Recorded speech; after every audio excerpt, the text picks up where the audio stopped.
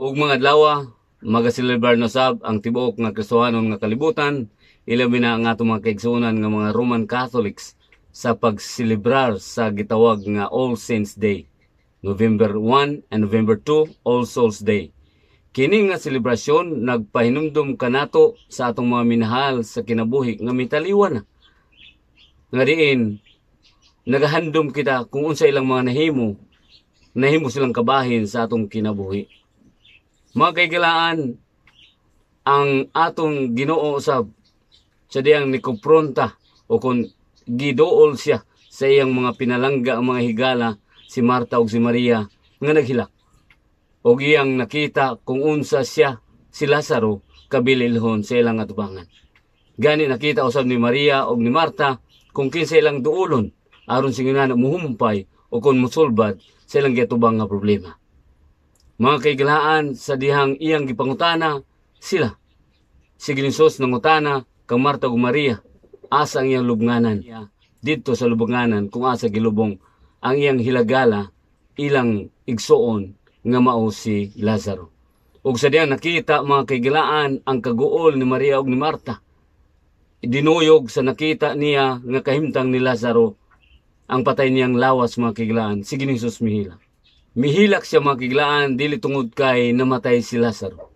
Atong yumduman nga pila lamang kaminuto unya, iyan ang pagabanhawon si Lazaro. Pero nganong mihilak man si Ginisos mga kaigilaan? Ang paghilak ni Ginisos sigala nagapadayag nga diin iyang nakita ang kung unsay resulta sa sala. Iyang nakita kung unsa kangilngig ang kamatayon nga mo bulag sa mga minahal sa kinabuhi og maghatag og sakit kayo ngadto sa ilang galamhan, sa ilang dughan mga kaigilaan. Si Ginisos sigala mihilak ang Lazaro sa diyang namatay siya, dili tungod kay namatay siya, kundi dili tungod kay iyang nakita sa tanang katuigan gikan kang Adan ug Eva hangtod karon sa atong kapanahonan, bisan pa sa dili pa mubalik si Ginisos, masinati sa tao ang kamatayon o kini nakapasakit sa usa ka maglalalang mga kaigilaan. Sa diyang si Lazaro ug si Ginisos sa iyang kapanahonan, sa diyang si Ginisos mga kaigilaan ni adto sa lubnganan ni Lazaro, ang magbubuhat ug ang binuhat nagatubangay. Ang magbubuhat nga diin wala siyang plano ang kamatayon, nakita niya ang iyang binuhat nga namatay mga kaigilaan. Og didto higala iyang gihatag bisan pa siyang paghilak ang usa ka dakong paglaom ngadto kang Maria ug Marta nga iyang pagabanhanon si Lazaro. Gani mga kaigilaan, nagunahuna pa si Maria ug si Marta. Yes Lord, akong gituoan nga babanhaw siya, imo siyang banhawon sa ulang mga adlaw. Apan mga kaigilaan niya itong higayuna, iyang gipadayag ngadto kang Maria ug Marta nga kung anaa si Kristo higala, diha atong makaplagan ngadto kaniya ang paglaom sa pagkabanhaw. Mga kaigilaan, bisan patuod kita nagatubang, nagpahinumdum o kung gipahinumduman kita, hindi natong giselebrar nga All Saints Day and All Souls Day, angay natong ibaluan mga kaigilaan nga may paglaom luyos kamatayon, paglaom sa pagkabanhaw. Si Ginisos nagaingon, ako ang pagkabanhaw.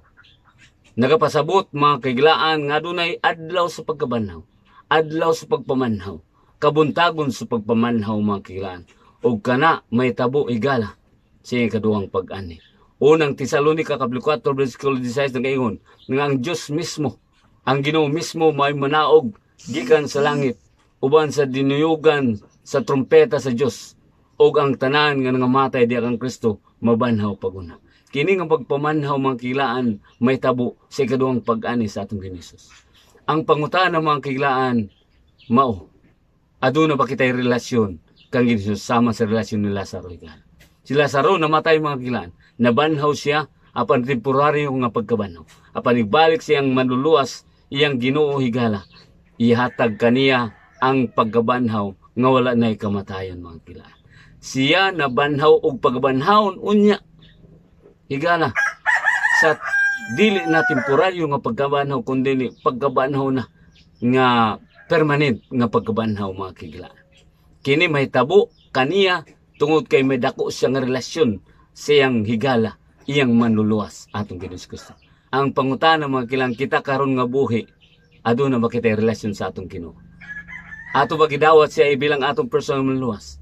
Gidawat man ba nato siya sa iyang kamatayon, ang iyang kamatayon nga sa Kalbaryo sa krus, mao'y garantiya nga kita iyang banhaon unya, igbalik niya higala. Kana may tabo mga kaigalaan, kung adunay relasyon, ikaw, kang Kristo higala. Tungod kay atong hinumduman mga gilaan, nga ang tanan nga mga katauhan nga pagbanhaon sa Ginoo, nga namatay higala, makauban niya sila sa walay katapusan. Kanindot mga kaigalaan, hinumduman ni atong hibaluan, nga kung adunay pagkabanhaw higala, o nga magkuyog na kita unya sa Ginoo sa walay katapusan, unsaon nato higala, pagkuyog sa Ginoo, nga walay katapusan mga gilaan, kung wala kita relasyon na kaniya.